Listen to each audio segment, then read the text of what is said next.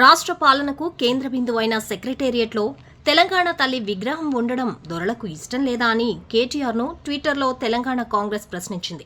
ఆ విగ్రహం అక్కడ పెడితే దొరలకు నచ్చదా అని నిలదీసింది. కేటీఆర్ను ప్రశ్నిస్తూ సెక్రటేరియట్లో తెలంగాణ తల్లి విగ్రహాన్ని అడ్డుకోవాలని బీఆర్ఎస్ ఎందుకు చూస్తోందని ఫైర్ అయింది. మాజీ మినిస్టర్ కేటీఆర్ ఇంకెన్ని రోజులు ఈ డ్రామాలు అంటూ మండిపడింది. రాష్ట్రంలో విద్వేషాలను రెచ్చగొట్టే చిల్లర రాజకీయాలను మానుకోవాలని హితవు పలికింది. తెలంగాణ తల్లిపై కొంచెం కూడా గౌరవం లేదా? నీ అక్కసు అంత వెళ్లగక్కుతున్నావు, కాంగ్రెస్ పై బురద జల్లుతున్నావు.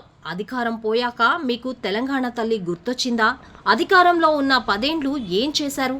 తెలంగాణ ప్రజలు మీతో గుంజీలు తీయించారు, చిత్తుగా ఓడించారు. అయినా మీలో మార్పు రాలేదు.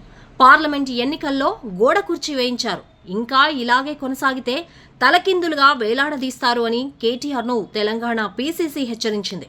బీఆర్ఎస్ను ప్రజలు మర్చిపోయినరు. 10 ఏళ్లు అధికారంలో ఉండి తెలంగాణ తల్లిని బీఆర్ఎస్ మర్చిపోయిందని తెలంగాణ కాంగ్రెస్ విమర్శించింది. అందుకే ప్రజలు బీఆర్ఎస్ను మర్చిపోయారని, ఇప్పటికైనా బుద్ధి తెచ్చుకుని హుందాగా వ్యవహరించాలని కేటీఆర్కు సూచించింది. మాజీ ప్రధాని రాజీవ్ గాంధీ విగ్రహాన్ని తొలగిస్తామని ప్రకటించడం వెనుక బీఆర్ఎస్ పన్నాగం అర్థమవుతుందన్నది. మీ రాజకీయ ఉనికి కోసం మళ్లీ తెలంగాణ, ఆంధ్ర పేరుతో ప్రజలను రెచ్చగొట్టాలని చూస్తున్నారు అంది. దొరల ఎత్తులను చిత్తు చేసి రాష్ట్ర అభివృద్ధికి నిరోధకులైన ఉక్కుపాదం మోపుతాం ఖబర్దార్ కేటీఆర్.